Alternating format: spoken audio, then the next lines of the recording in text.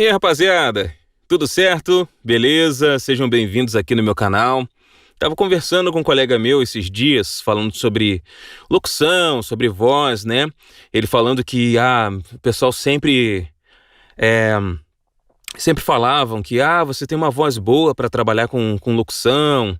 E o cara é locutor de mercado, né? Que fica no mercado anunciando os preços, né? As promoções.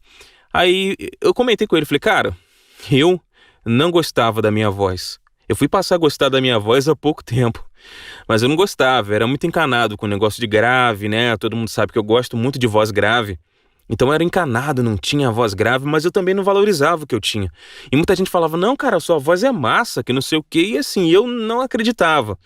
Mas o que me fez acreditar, na verdade, eu sentia uma falta de alguma coisa na minha voz, que foi quando eu entrei na locução publicitária, que eu aprendi a questão da interpretação, né? Um charme a mais que eu podia dar para minha voz. Então, eu comecei a entender que se eu tentasse interpretar mais, tentasse valorizar mais as palavras, fazer uma locução direita, a minha voz ia ficar mais bonita, ia ficar mais agradável, no meu ponto de vista. Então foi isso que eu comecei a fazer, eu comecei a treinar, assim, melhorar a interpretação, digamos assim, né? Falar melhor, pronunciar melhor as palavras. Então eu comecei a gostar, né? Sabe aquele impacto quando você que nunca trabalhou com a voz na vida, grava e se ouve, você fica incomodado? Eu fiquei com aquilo por um bom tempo. Incomodado, mas a verdade é que eu não sabia usar a minha voz. Eu não sabia colocar a minha voz e também não me preparava ela, não fazia aquecimento, não treinava a minha voz. Então depois que eu comecei a fazer aquecimento, a treinar, a estudar dicção, a fazer um monte de coisa, eu comecei a gostar da minha voz do jeito que ela é, né? Tenho meus tropeços, tenho os meus erros, mas na hora de fazer a locução ali, agora eu comecei a gostar, eu comecei a colocar a minha voz em um tom, aprender a colocar a minha voz num tom que para mim está sendo bastante satisfatório. É lógico, eu admiro várias vozes, penso assim, putz, se eu tivesse essa voz aí, mas a minha voz também é legal. Hoje eu acho a minha voz legal.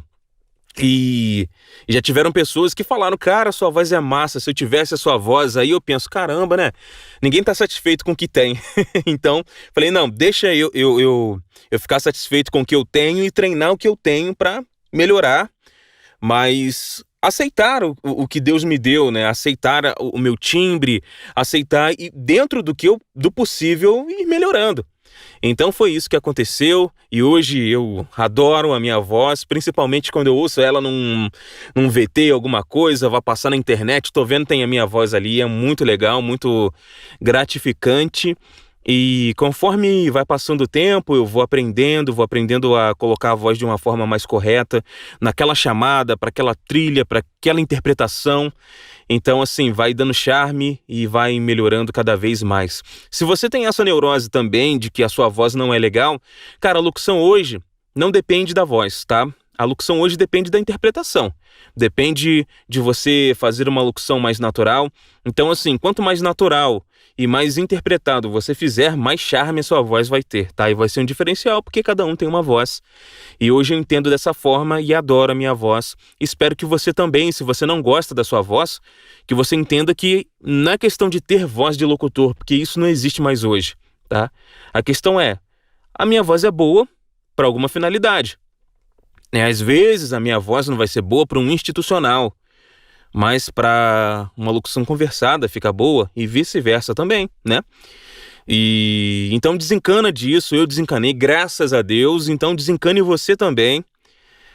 Trabalhe com o que você tem, se esforce para aprimorar o que você já tem e comece a se aceitar, né? Comece a treinar formas que você vai se aceitar cada vez mais. O feedback também é importante, né? O feedback da galera, não, sua voz é boa, não, dá pra fazer, olha, se você fizer dessa forma, talvez fique melhor.